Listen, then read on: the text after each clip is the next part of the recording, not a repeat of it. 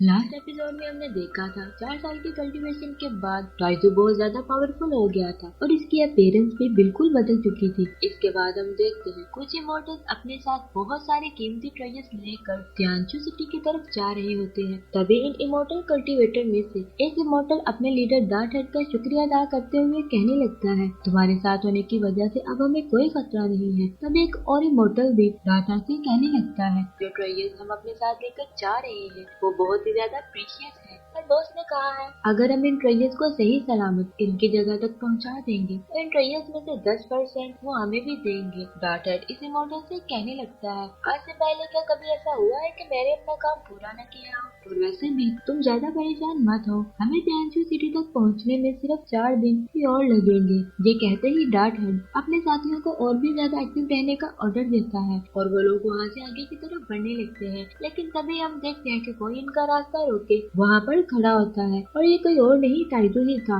Darted एक immortal से कहता है, जाकर देखो इस लड़के को क्या प्रॉब्लम है। यंगसन अपने घोड़े पर तेजी से टाइजू की तरफ बढ़ने लगता है और इस पर अटैक करने की कोशिश करता है, लेकिन टाइजू इसके अटैक से बिल्कुल भी नहीं डरता और अपनी जगह पर डार्टेड का शुक्रिया अदा करता है और वो भी इनके साथ तियानचू सिटी की तरफ जाने लगता है। रास्ते में टाइजू कल्टीवेशन प्रैक्टिस करने के लिए अपने ड्रीम सीम में चला जाता है, जहाँ पर वो एक जेड तलिस्मान को रिफाइन करने की कोशिश करता है और आखिरकार बहुत मेहनत के बाद टाइजू इस जेड तलिस्मान को रिफाइन करने में कामयाब हो जाता है। और जैसे ही वो जेड तलिस्मान टाइजू के हाथ में आता है, टाइजू सितुनान से कहने लगता है, सीनियर ब्रदर मैं जेड तलिस्मान को रिफाइन करने में सक्सेसफुल हो गया हूँ। इस बार सितुनान टाइजू से कहने लगता है, तुम्हारी किस्मत अच्छी है कि तुम जेड तलिस्मान को रिफाइन करने में कामयाब हो गए हो, क्योंकि इसे रिफाइन करने के लिए पहले बहुत बड़ा सेक्रीफाइस दिया गया है और अब ये जेड तलिस्मान एक बहुत ही पावरफुल ट्रेजर के बराबर हो गया है। जिस पर टाइजू बहुत ज्यादा हैरान होते हुए कहने लगता है, वो कैसे? सितुनान से बताने लगता है, अगर इस मैजिक वेपन को अपने फुल पावर के साथ यूज किया जाए तो सिर्फ एक ही बार में फॉर्मेशन स्टेज के कल्टीवर को भी खत्म किया जा सकता है। और सितुनान टाइजू को बताने लगता है, जब ये मैजिक वेपन मेरे पास था तब मुझे आइडिया नहीं था कि इसे किस तरह से रिफाइन करना है, और अब जबकि मैं तुम्हें कल्टीवेशन सिखा रहा हूँ तो मुझे इसके बारे में पूरा नॉलेज है, और अगर मैं तुम्हें इसे रिफाइन करना ना सिखाता तो ये इसी तरह तुम्हारे स्टोरेज बैग में पड़ा खराब हो जाता। टाइजू सितुनान से कहने लगता है, सीनियर ब्रदर मेरे क्यूआई कंडेंसेशन का पीरियड बहुत पहले खत्म हो चुका है, तो क्या अब मैं हेवनली पर्ल के एट्रीब्यूट को अपग्रेड करने के लिए कोई और गुड एट्रीब्यूट वाला मटेरियल ढूंढ सकता हूँ, क्योंकि मैं चाहता हूँ हेवनली पर्ल को अपग्रेड करके मैं जल्द से जल्द अपनी फाउंडेशन बिल्ड कर सकूँ। सितुनान कहने लगता है, ये इतनी जल्दी पॉसिबल नहीं है। टाइजू कहता है, तो फिर कितना टाइम और लगेगा? सितुनान कहने लगता है, तुम्हें कितना अर्सा हो गया है प्रैक्टिस करते हुए?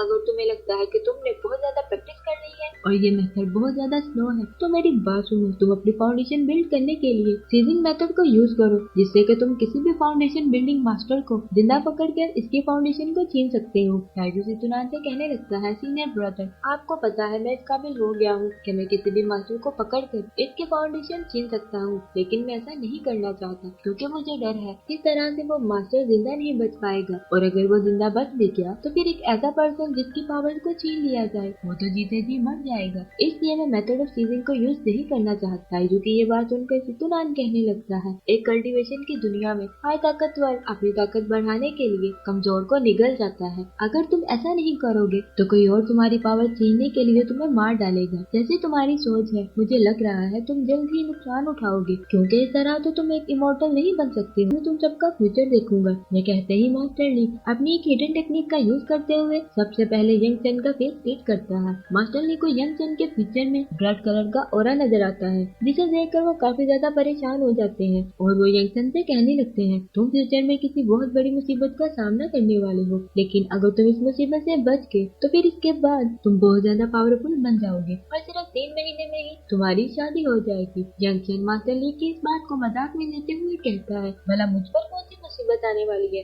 इसके बाद मास्टर ली जब एक और पर्सन का फ्यूचर देखते हैं तो इसके इर्द गिर्द भी वही रेड कलर का ऑरा नजर आता है, जिसे देखकर मास्टर ली काफी ज्यादा परेशान हो जाते हैं और कहने लगते हैं, ये कैसे हो सकता है? लेकिन जब मास्टर ली डॉट रेड के फ्यूचर में भी वही रेड कलर का ऑरा देखते हैं तो वो बहुत ज्यादा घबरा जाते हैं और कहने लगते हैं, लगता है तुम सब पर एक ही मुसीबत आने वाली है, क्योंकि इन सब के फ्यूचर में मास्टर ली को ब्लडी ऑरा नजर आ रहा था। मास्टर ली की ये बात सुनकर डॉट हेड भी काफी ज्यादा परेशान हो जाता है है और फिर मास्टर ली अपनी टेक्निक का यूज करते हुए टाइजू के फ्यूचर को देखने लगता है। लेकिन टाइजू अपनी स्पिरिचुअल गोल्डन पावर को मास्टर ली के ब्रेन में भेज देता है और इसके बाद जो इमेजेस मास्टर ली को नजर आती है वो देखने के बाद मास्टर ली कुछ भी बोलने के काबिल नहीं रहता, क्योंकि टाइजू की स्पिरिचुअल पावर से मास्टर ली का ब्रेन अब काम नहीं कर रहा था और टाइजू के फ्यूचर की इमेजेस मास्टर ली की मेमोरी से डिलीट हो जाती है। डार्टेड मास्टर ली से पूछता है क्या आपने टाइजू के फ्यूचर में भी वही फ्लडी हो रहा देखा है? मास्टर ली कहने लगता है नहीं, इसके फ्यूचर में मैंने ऐसा कुछ नहीं देखा, टाइजू का फ्यूचर देखने के मैं काबिल नहीं हूँ। मास्टर ली काफी ज्यादा घबराया हुआ लग रहा था और वो कहने लगता है मैं ऐसा नहीं कर सकता, टाइजू का फ्यूचर मैं नहीं देख सकता। अभी वो ये सब बातें कर ही रहे होते हैं कि अचानक से इन पर कोई हमला कर देता है और माइटी एजेंसी के एक मेंबर की बॉडी टीम के सामने आकर गिर जाती है, जो देखकर वो सब लोग बहुत ज्यादा गुस्से में आ जाते हैं और इन सब ने अपने अपने वेपन्स भी निकाल लिए थे। माइटी एजेंसी का एक मेंबर आगे बढ़ता है और कहने लगता है हम पर अटैक करने की जरूरत किसने की है, अगर हिम्मत है तो सामने आओ। अभी यंग किंग ये सब कह रहा होता है कि वहाँ पर बहुत सारे लुटेरे आ जाते हैं और इस गैंग का लीडर आगे बढ़ते हुए डॉटर से कहने लगता है चुपचाप अपने सारे ट्रेजर्स हमारे हवाले कर दो वरना तुम सब में से कोई भी जिंदा नहीं बचेगा। डॉटर इस लीडर से कहने लगता है क्या तुम्हें ये लगता है कि तुम अपनी मामूली पावर से हमें डरा सकते हो? चलो आज देख ही लेते हैं कि कौन जिंदा बच पाता है। डॉट हेड काफी ज्यादा गुस्से में आ चुका था, लेकिन अचानक से माइट एजेंसी के मेंबर पर किसी पावर ने अटैक कर दिया था और इन सबको एक आवाज सुनाई देती है कि अपने ट्रेजर्स को हमारे हवाले कर दो वरना तुम सब में से कोई भी आज जिंदा नहीं बचेगा। इस आवाज को सुनकर टाइजो अपनी पावर का एक्टिवेट करता है और ये जानने की कोशिश करता है कि आखिर ये आवाज किसकी है और जैसे ही टाइजो को पता चलता है कि ये कोई और नहीं बल्कि जांगहू है तो टाइजो बहुत ज्यादा सरप्राइज हो जाता है। मास्टर ली डार्ट हेड से कहने लगता है इन्हें जिनसिन ट्रेजर दे दो, इनकी पावर हमसे बहुत ज्यादा है, हम इनका मुकाबला नहीं कर सकते, बेहतर यही होगा कि हम हार मान लें। डॉट हेड जिनसिन ट्रेजर को इनके हवाले कर देता है और इन लुटेरों के गैंग का लीडर जैसे ही ट्रेजर को पकड़ने लगता है टाइजो अपनी आर्ट ऑफ ग्रेविटी का यूज करते हुए इसके हाथ से ट्रेजर छीन लेता है। इन लुटेरों का लीडर अब बहुत ज्यादा गुस्से में आ जाता है और वो कहने लगता है तुम ऐसा करने की जरूरत कैसे कर सकते हो, और वो आगे बढ़कर टाइजो पर अटैक करने लगता है, लेकिन टाइजो तो अपनी पावर से इसे पीछे धकेल देता है और वो लुटेरा बहुत ही बुरी तरह से जमीन पर जाकर गिर जाता है। टाइजो की इन पावर को देखकर माइटी एजेंसी के मेंबर्स बहुत ज्यादा सरप्राइज हो चुके थे और वो कहने लगते हैं क्या तुम भी एक इमॉर्टल हो? टाइजो जांगो से कहने लगता है क्या तुम मुझे नहीं पहचानते, तुम इतनी अरसे से कहाँ पर थे? जांगो टाइजो से कहने लगते हैं तुम कौन हो, मैं तो तुम्हें नहीं जानता, चुपचाप गिनतिन ट्रेजर को हमारे हवाले कर दो, यही तुम्हारे लिए बेहतर होगा, नहीं तो इसके बाद जो कुछ भी तुम्हारे साथ होने वाला है इसके लिए मुझे मत ब्लेम करना। टाइजो अपने मन में जोंगो को दे देता है। जोंगो ट्रेजर लेने के बाद टाइजो से कहता है यहाँ से जल्दी चले जाओ, और ऐसा लग रहा था जैसे वो टाइजो से ये कह रहा हो कि यहाँ से फौरन भाग जाओ, और वो टाइजो को किसी मुसीबत से बचाना चाहता था। लेकिन इससे पहले कि टाइजो वहाँ से जा पाता वहाँ पर काफी ज्यादा स्ट्रॉन्ग हवा चलने लगती है और इस भयानक तूफान से वो इमोर्टल कल्टीवेटर भी बहुत ज्यादा डर गए थे। टाइजो भी थोड़ा सा घबराया हुआ लग रहा था। तब एक इमोर्टल कल्टीवेटर की वहाँ पर एंट्री होती है जो कि क्यूआई कंडेंसेशन के 15th लेवल पर था, जिसे देखकर काई गैंग के सभी कल्टीवेटर ग्रीट करने लगते हैं और जोंगहो भी इसे ग्रीट करता है। ये देखकर माइटी एजेंसी के मेंबर्स की हालत तो पहले से भी ज्यादा खराब हो जाती है और इस इमोर्टल ने अपने ब्लड सकिंग टेक्निक का यूज करते हुए माइटी एजेंसी के 3 मेंबर्स पर अटैक कर दिया था, जिसकी वजह से देखते ही देखते इस तीनों की बॉडी ब्लड पिल्स में चेंज हो जाती है और इस इमोर्टल मास्टर की इतनी ज्यादा स्ट्रॉन्ग पावर देखकर माइटी एजेंसी के मेंबर्स इसके सामने झुक जाते हैं और कहने लगते हैं गॉड हमें माफ कर दे और आपको जो कुछ भी चाहिए वो हमसे ले ले और हमारी जान बच दे। लगता है इसका क्यूआई कंडेंसेशन का लेवल तुम्हारे बराबर है और मुझे लगता है मैजिक वेपन को स्टोरेज बैग से बाहर निकालने का टाइम आ चुका है। इस इमोर्टल कल्टीवेटर ने माइटी एजेंसी के मेंबर्स की बॉडीज की जो पिल्स बनाई थी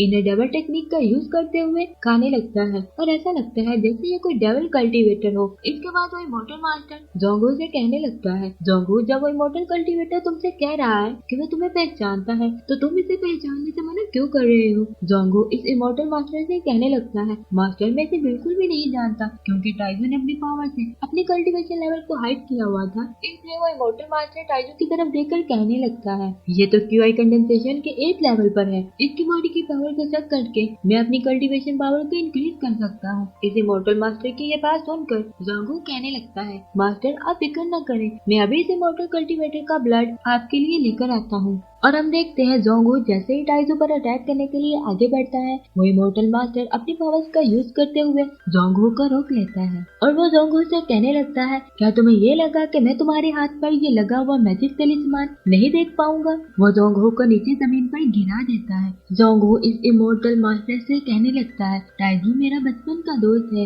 इसलिए मैं आपसे ये रिक्वेस्ट करता हूँ कि प्लीज आप इसे जाने दें और इसकी जान बच दें। लेकिन वो इमोर्टल मास्टर तो बहुत ज्यादा गुस्से में आ चुका था और वो अपने पावर का यूज करते हुए जोंगहो पर अटैक करने लगता है और इसकी बॉडी में पॉइजन को पेनिट्रेट करने लगता है। टाइजू जब अपने दोस्त को मुसीबत में देखता है तो इस इमोर्टल मास्टर के साथ फाइट करने के लिए अपने पावर्स को एक्टिवेट कर लेता है और टाइजू अपने मैजिक वेपन को भी बाहर निकाल लेता है और हम देखते हैं वो इमोर्टल मास्टर भी टाइजू के साथ फाइट करने के लिए आगे बढ़ता है। लेकिन टाइजू तो अपने इस मैजिक वेपन के साथ उस इमोर्टल मास्टर के हर एक अटैक को डॉज कर देता है और इसके साथ बहुत ही शानदार तरीके से फाइट करने लगता है और हम देखते हैं वो इमोर्टल मास्टर तो अब बहुत ज्यादा गुस्से में आ चुका था, इसलिए वो अपनी डिवाइन स्वॉर्ड का यूज करते हुए टाइजू पर अटैक करने लगता है और वो बहुत ही ज्यादा गुस्से से कहने लगता है, तो क्या तुम क्यूआई कंडेंसेशन के 8 लेवल पर नहीं थे? तुमने अपनी पावर से अपने कंडेंसेशन स्टेज को हाइड किया हुआ था, लेकिन ये तुम्हारी बहुत बड़ी गलतफहमी है कि तुम मुझसे जिंदा बच पाओगे। मेरी ये फ्लाइंग स्वॉर्ड आज तुम्हें जान से मार डालेंगी। टाइजू के लिए इन फ्लाइंग स्वॉर्ड को रोकना काफी ज्यादा मुश्किल हो रहा था। वो अपनी आर्ट ऑफ ग्रेविटी का यूज करते हुए इन फ्लाइंग स्वॉर्ड को रोकने की कोशिश करता है, लेकिन अब टाइजू समझ चुका था कि वो आर्ट ऑफ ग्रेविटी का यूज करते हुए इन फ्लाइंग स्वॉर्ड को नहीं रोक सकता, इसलिए वो अपनी सियाओ लिंगसी पावर को एक्टिवेट करता है। जिसके बाद हम देखते हैं टाइजू ने अपनी इस पावर का यूज करते हुए इस इमोर्टल मास्टर के फ्लाइंग स्वॉर्ड को बहुत ही आसानी से कैद कर लिया था। वो इमोर्टल मास्टर तो अब काफी ज्यादा घबराया हुआ लग रहा था और टाइजू की इस पावर के सामने अब वो कुछ भी नहीं कर पा रहा था और टाइजू की इस पावर को देखकर वो इमोर्टल मास्टर तो बहुत ज्यादा डर चुका था और वो अपनी जान बचाने के लिए वहाँ से भागने लगता है। टाइजू अपनी स्टनबो पावर से इस इमोर्टल मास्टर पर अटैक कर देता है क्योंकि टाइजू इसे इतनी आसानी से यहाँ से भागने नहीं देना चाहता था और हम देखते हैं वो इमोर्टल मास्टर टाइजू के इस अटैक को रोकने के लिए कुछ भी नहीं कर पाता और आखिरकार वो टाइजू के इस डेनबो अटैक से मारा जाता है और टाइजू ने इस इमोर्टल मास्टर की फ्लाइंग स्वॉर्ड को भी हासिल कर लिया था और टाइजू को रियलाइज होता है कि अगर वो लाइफ और डेथ के बीच में ट्रेनिंग करता है तो इस तरह से इसे सिर्फ फायदा होगा और इसमें इसका कोई भी नुकसान नहीं होगा और इस तरह प्रैक्टिस करने से वो कल्टीवेशन की रियल दुनिया को भी देख पाएगा। टाइजू की इन पावर्स को देखकर उस इमोर्टल मास्टर के डिसाइपल्स तो बहुत ज्यादा डर चुके थे और वो टाइजू के सामने अपनी जान की भीख मांगने लगते हैं कि हमें माफ कर दो, हमारी जान बच दो। टाइजू जांगू से कहने लगता है, तुमने मुझे पहचानने से इनकार क्यों किया? तो क्या तुम मुझे इस इमोर्टल मास्टर से बचाना चाहते थे? जांगू टाइजू से कहने लगता है, ये जगह इन सब बातों के लिए सही नहीं है और वो अपनी पावर्स का यूज करते हुए इस इमोर्टल मास्टर के डिसाइपल को मारने लगता है, लेकिन टाइजू अपनी पावर्स का यूज करते हुए जांगू को ऐसा करने से रोक देता है। जांगू टाइजू से कहने लगता है, अगर हमने इन सबको नहीं मारा तो ये बाहर जाके सबको सच बता देंगे, इस इमोर्टल मास्टर का मर्डर तुमने किया है। वो इमोर्टल बहुत ही ज्यादा पावरफुल है, अगर उसको इस बात का पता चला तो तुम्हें किसी बहुत बड़ी मुसीबत का सामना करना पड़ जाएगा।